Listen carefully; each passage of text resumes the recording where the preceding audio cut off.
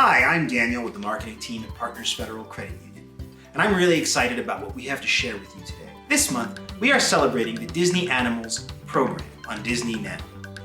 And today, we're observing National Elephant Appreciation Day in honor of these amazing creatures. You can find out more about them at disneyanimals.com.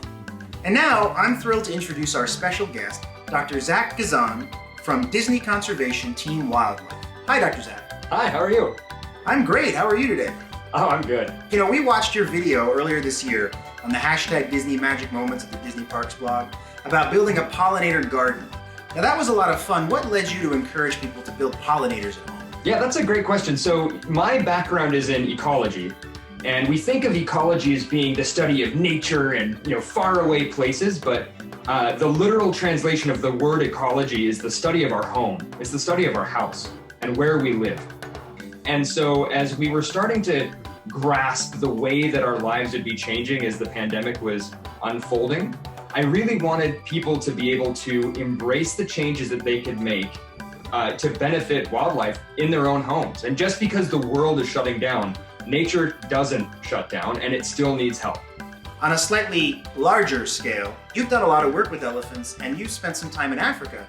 Now, did that have anything to do with pollinators? Yes, believe it or not, I know it's crazy, right? But yeah, it absolutely does. And this is one of my favorite things ever because, pollinators are mostly insects and insects are pretty small.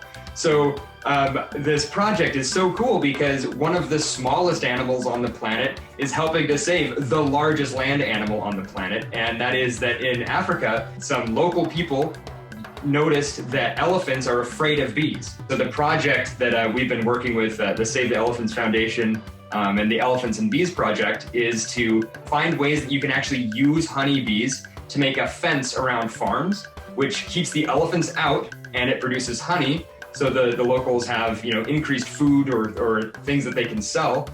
So their economics are better, it reduces human-elephant conflict, and the elephants are saved too. That's fantastic. That's such a phenomenal story. Now, with your work in Africa and with the locals that you mentioned, what was the most rewarding part, and then what motivated you to go out there in the first place? This whole project was born out of people making the observation in their own backyards where they live that elephants are afraid of bees.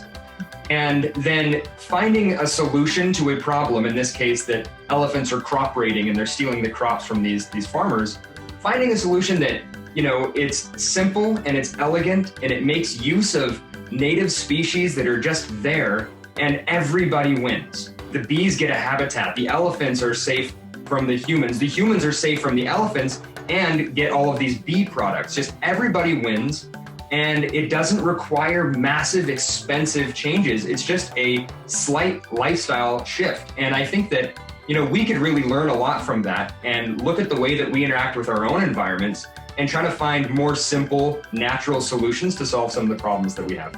It really almost sounds like magic, but I understand it's science. It's fantastic. That's right.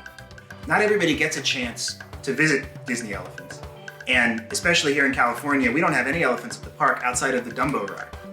So, what would you suggest? Should people, to support these animals, should they visit their local zoos and their local parks?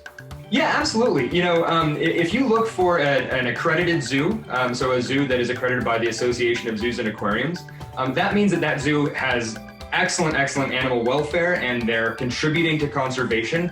And so zoos play a really important role in the conservation of biodiversity around the world. What can we do locally to help elephants around the world? Not a day goes by where I'm not buying something. And those decisions that we make are really important. And so the most simple answer is don't buy products that are bad for elephants and do buy products that are good for elephants. So obviously avoid things like ivory. Don't buy it, don't wear it. If you've got some, oftentimes there are donation events where they will destroy it. Another thing that you can do is support organizations around the world that are already working with elephants. Like the Disney Conservation Fund, over the years, we've given out over $4.5 million to help save elephants in 26 countries, which is over half the countries of the world that have elephants. But there's lots of great organizations, and one of my favorite type of organization that works with elephants are orphanages. So when there's a baby elephant and something tragic happens to the adults, elephants like us have a very long childhood. and they need to be taken care of during that time. And so there are elephant orphanages where humans take care of these elephants and then release them into the wild when they're old enough. And you can adopt an elephant and they'll send you photos and give you stories. It's really an awesome gift. What would you tell someone who wants to do what you do? Like, where should they start? The advice that I would give is look at the people that are in positions that are the type of things you want to do and figure out what their path was. And just try to find something that is simultaneously fun and productive. And if you can find ways to do that, you'll feel great about yourself. The world will be a better place. And over time, you'll end up achieving the goals that you have set for yourself. Thank you so much for taking the time to talk to our audience about this. I really hope we get to talk to you again soon about wildlife. I would love that. That would be great. Thank you, Dr. Zak. Absolutely. Thank you. Have a great day.